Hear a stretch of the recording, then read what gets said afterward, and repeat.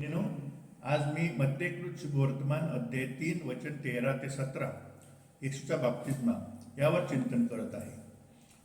जिथे आपण येशूला योहान बाप्तिस्ताकडून जॉर्डन नदीत बाप्तिस्मा घेताना पाहतो, त्या मत्तेच्या 3, 13, 17 या वचनावर मी आज मनन करू इच्छितो. येशूच्या बाप्तिस्म्याच्या वेळी आपण पवित्र त्रैक्याच्या प्रकटीकरणाचे साक्षीदार होतो आणि येशूचा बाप्तिस्मा त्याच्या सार्वजनिक सेवेची सुरुवात देखील दर्शवितो. येशूच्या जीवनातील ही घटना त्याच्यामध्ये संपूर्ण वैयक्तिक परिवर्तन घडवून आणते.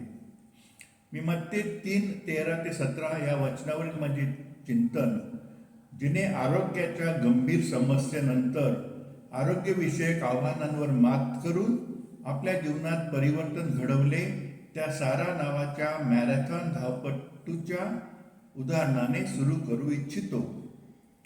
एक जुनाट आजार झाल्याचे निदान झाल्यावर साराला प्रचंड शारीरिक आणि भावनिक आव्हानांना सामोरे जावे लागले.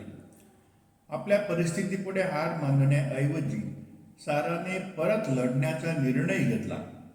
आधार देणाऱ्या एका समुदायाच्या मदतीने आणि आपले आरोग्य परत मिळवण्याच्या दृढ निश्चयाने तिने मॅरेथॉनसाठी प्रशिक्षण सुरू केले. प्रत्येक प्रशिक्षण सत्र तिच्या मर्यादांची कसोटी घेत होते, परंतु प्रत्येक पावलागणिक ती अधिक मजबूत होत गेली. या प्रवासाने तिला चिकाटी आणि आत्मविश्वासाचे महत्त्व शिकवले. तिची कथा काही महत्त्वाचे धडे अधोरेखित करते. 1. तुम्हाला प्रेरित करण्यासाठी ठेवण्यासाठी वास्तववादी ध्येय निश्चित करा. 2. तुमच्या सभोवताली एक आधार देणारे जाळे तयार करा. 3. वाटेत मिळवलेल्या छोट्या विजयांचा आनंद साजरा करा. साराच्या प्रवासाने केवळ तिला मॅरेथॉन पूर्ण करण्यास मदत केली असे नाही, तर तिच्यासारख्याच आव्हानांना सामोरे जाणाऱ्या अनेकांना प्रेरणा दिली. आता ती प्रेरणादायी भाषणांद्वारे आपली कहाणी सांगते आणि अडथळे असूनही आपली स्वप्ने पूर्ण करण्यासाठी इतरांना प्रोत्साहित करते. पवित्र त्रैक्याचे प्रकटीकरण. या घटनेदरम्यान आपल्याला पवित्र त्रैक्याच्या तिन्ही व्यक्ती एकाच वेळी उपस्थित असल्याचे आढळते. मत्ते या नेत्रदीपक घटनेचे वर्णन खालील शब्दात करतो. येशूने बाप्तिस्मा घेतल्यावर तो लगेच पाण्यातून वर आला. त्याच क्षणी आकाश उघडले आणि त्याने परमेश्वराचा आत्मा कबुतरासारखा खाली येऊन आपल्यावर उतरताना पाहिला. आणि आकाशातून वाणी झाली, हा माझा प्रिय पुत्र आहे, ज्याच्यावर मी प्रसन्न आहे. साराच्या प्रवासाने केवळ तिला मॅरेथॉन पूर्ण करण्यास मदत केली नाही, तर तिच्यासारख्याच आव्हानांना सामोरे जाणाऱ्या अनेकांना प्रेरणा दिली.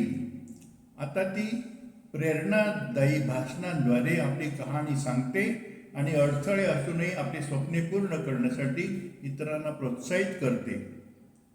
पवित्र त्रैक्याचे प्रकटीकरण. या घटनेदरम्यान आपल्याला पवित्र त्रैक्याच्या तिन्ही व्यक्ती एकाच वेळी उपस्थित असल्याचे आढळते. मत्ते या नेत्रदीपक घटनेचे वर्णन खालील शब्दात करतो. येशूने बाप्तिस्मा घेतल्यावर तो लगेच पाण्यातून वर आला. त्याच क्षणी आकाश उघडले आणि त्याने परमेश्वराचा आत्मा कबुतरासारखा खाली येऊन आपल्यावर उतरताना पाहिला. आणि आकाशातून एक वाणी झाली, हा माझा प्रिय पुत्र आहे, ज्याच्यावर मी प्रसन्न आहे. योहान येशूला बाप्तिस्मा देण्यापूर्वी एक सुंदर घटना घडते. तेव्हा येशू गालिलहून यार्देन नदीवर योहानकडून बाप्तिस्मा घेण्यासाठी आला. पण योहानाने त्याला अडवण्याचा प्रयत्न करून म्हटले, मला तुमच्याकडून बाप्तिस्मा घेण्याची गरज आहे आणि तुम्ही माझ्याकडे येता का? येशूने उत्तर दिले, असेच होऊ दे. सर्व नीतिमत्व पूर्ण करण्यासाठी आपण असे करणे योग्य आहे. तेव्हा योहानाने संमती दिली. सुरुवातीला योहान येशूला बाप्तिस्मा देण्यास तयार नव्हता आणि तो त्याला म्हणाला, मला तुमच्याकडून बाप्तिस्मा घेण्याची गरज आहे आणि तुम्ही माझ्याकडे येता का? हे परमेश्वराचा पुत्र असलेल्या येशू समोर त्याची नम्रता आणि अपात्रतेची भावना दर्शविते, ज्याचा मार्ग तयार करण्यासाठी तो आला होता. पण जेव्हा येशू त्याला म्हणाला, आता असेच होऊ दे, सर्व नीतिमत्व पूर्ण करण्यासाठी आपण असे करणे योग्य आहे, तेव्हा मात्र योहानाने संमती दिली. त्याच्या नम्रतेमुळे आणि येशूबद्दलच्या आदरामुळेच त्याने सुरुवातीला येशूला बाप्तिस्मा देण्यास नाखुशी दाखवली आणि केवळ त्याच्या नम्रतेमुळे व येशूबद्दलच्या आदरामुळेच योहान बाप्तिस्ताने येशूला बाप्तिस्मा देण्यास नंतर संमती दिली. आपण योहान बाप्तिस्ताची नम्रता आणि येशूबद्दलचा आदर याचा आदर्श घेतला पाहिजे. सार्वजनिक सेवा कार्य सुरू करण्याची योग्य वेळ. येशूला आपले सार्वकालिक सेवा कार्य योग्य वेळी सुरू करायचे होते, त्याआधी नाही. म्हणूनच जेव्हा योहान बाप्तिस्ता त्याला म्हणाला, मला तुमच्याकडून बाप्तिस्मा घेण्याची गरज आहे, तुम्ही माझ्याकडे येता का? तेव्हा येशूने उत्तर दिले, आता असेच होऊ दे. सर्व नीतिमत्व पूर्ण करण्यासाठी आपण असे करणे योग्य आहे. दुसऱ्या शब्दात सांगायचे तर येशू योहानाला सांगत आहे की माझी वेळ अजून आलेली नाही, म्हणून तू आधी मला बाप्तिस्मा दे आणि त्यानंतरच मी माझ्या सार्वजनिक सेवेला सुरुवात करीन. आपल्यालाही परमेश्वराने आपल्यावर सोपवलेले कार्य सुरू करण्यासाठी योग्य त्या क्षणाची वाट पाहण्याची गरज आहे. म्हणून जेव्हा परमेश्वर आपल्याला आपल्या जीवनात काहीतरी अर्थपूर्ण करण्यासाठी प्रेरणा देतो, तेव्हा आपण घाई करू नये किंवा जे करायचे आहे त्याला विलंबही करू नये. योग्य वेळी योग्य गोष्टी केल्याने यश मिळते आणि ते शहाणपण व पवित्रतेचे देखील लक्षण आहे. येशूच्या सार्वजनिक सेवेची सुरुवात. या घटनेदरम्यान येशूला त्याच्या सार्वजनिक सेवेला सुरुवात करण्यासाठी प्रोत्साहन आणि सामर्थ्य मिळाले. म्हणूनच प्रभूचा बाप्तिस्मा येशूच्या जीवनातील आणि ख्रिश्चनांच्या जीवनातील एक महत्त्वपूर्ण क्षण आहे. प्रभूचा बाप्तिस्मा हा ख्रिस्ती श्रद्धेतील एक महत्त्वाचा क्षण आहे, जो येशूने मानवजातीशी तादात्म्य आणि तारणाची सुटका करण्याच्या त्याच्या कार्याचे प्रतीक आहे. येशूच्या बाप्तिस्म्याचे महत्त्व. येशूचा बाप्तिस्मा ख्रिश्चनांसाठी पुढील 2 कारणासाठी महत्त्वाचा आहे. 1. मानवजातीशी तादात्म्य. योहान बाप्तिस्माकडून बाप्तिस्मा घेऊन येशूने स्वतःला मानवजातीशी एकरूप केले आहे. कल्पना करा की परमेश्वर पुत्र स्वतः एका मानवाकडून बाप्तिस्मा घेण्यास तयार आहे. ही घटना आपल्याला येशूप्रमाणे नम्र होण्याची आणि स्वतःला मानवजातीशी, विशेषतः गरीब, पीडित, उपेक्षित आणि समाजाकडून नाकारलेल्या किंवा ज्यांचे कौतुक होत नाही अशा लोकांशी एकरूप होण्याची प्रेरणा देते. 2. सार्वजनिक सेवेची सुरुवात. आपल्या बाप्तिस्म्यापर्यंत येशू आपल्या पालकांसोबत शांत जीवन जगत होता आणि त्याने अजून आपल्या सार्वजनिक सेवेला सुरुवात केली नव्हती. परंतु जेव्हा आकाशातून एक वाणी झाली, हा माझा प्रिय पुत्र आहे ज्याच्यावर मी संतुष्ट आहे, मत्ते 3:17, तेव्हा येशूला आपल्या सार्वजनिक सेवेला सुरुवात करण्याची तीव्र इच्छा झाली. कारण आता त्याच्या स्वर्गीय पित्याने स्पष्ट केले होते की तो त्याचा पुत्र आहे, ज्याच्यावर तो प्रेम करतो आणि त्याच्यावर तो संतुष्ट आहे. दुसऱ्या शब्दात सांगायचे तर येशूचा बाप्तिस्मा हा त्याच्यासाठी एका मोठ्या वैयक्तिक परिवर्तनाचा क्षण होता. त्याचप्रमाणे जेव्हा परमेश्वर आपल्या जीवनात संपूर्ण परिवर्तन घडून आणू इच्छितो आणि आपल्यावर एखादे महत्त्वाचे कार्य सोपवू इच्छितो, तेव्हा तो आपल्यालाही अशी चिन्हे देतो.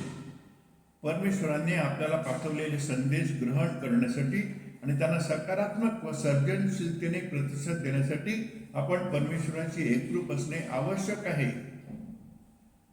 मी हे चिंतन जिथे आपण येशूला बाप्तिस्मा देणाऱ्या योहानाकडून जॉर्डन नदीत बाप्तिस्मा घेताना येशूला पाहतो, त्या मत्ते 3:13-17 या वचनावरील ज्याने आपल्या जीवनातील संघर्षाचे रूपांतर यशामध्ये केले, त्या जेम्स नावाच्या एका कलाकाराच्या प्रवासाच्या उदाहरणाने संपवू इच्छितो.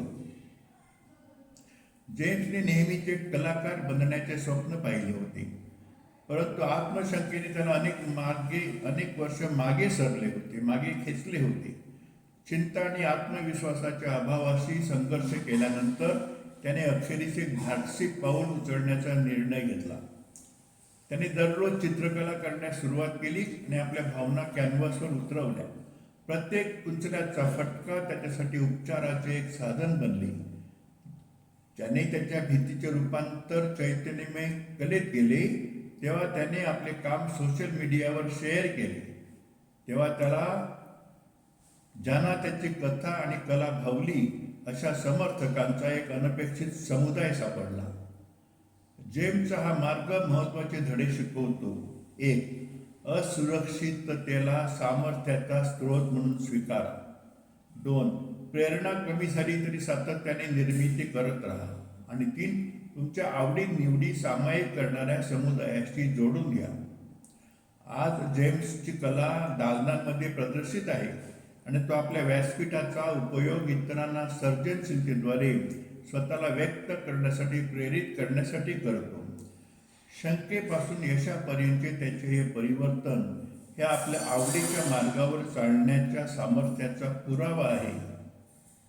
प्रिय बंधू भगिनींनो, माझा व्हिडिओ पाहिल्याबद्दल आणि माझे विचार इतके लक्षपूर्वक, काळजीने आणि प्रेमाने ऐकल्याबद्दल खूप खूप धन्यवाद.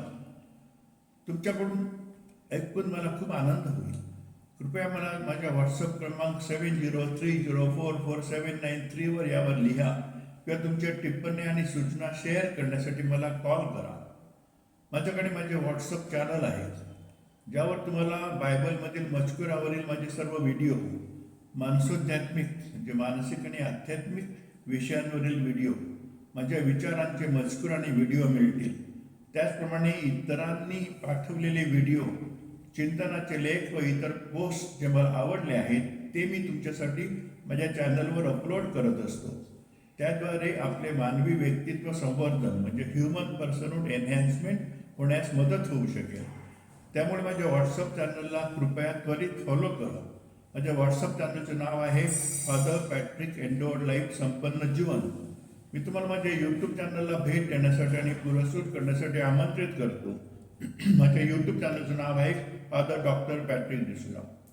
तुम्ही माझी वेबसाईट देखील निहाळू शकता, https://worldofemotions.in, जिथे तुम्ही माझे ट्रेजर्स ऑफ ह्युमन पर्सनहूड हे पुस्तक ई बुक आणि ऑडिओ बुक या दोन्ही स्वरूपात डाउनलोड करू शकता. नोंदणी सोपी आणि पूर्णपणे विनामूल्य आहे.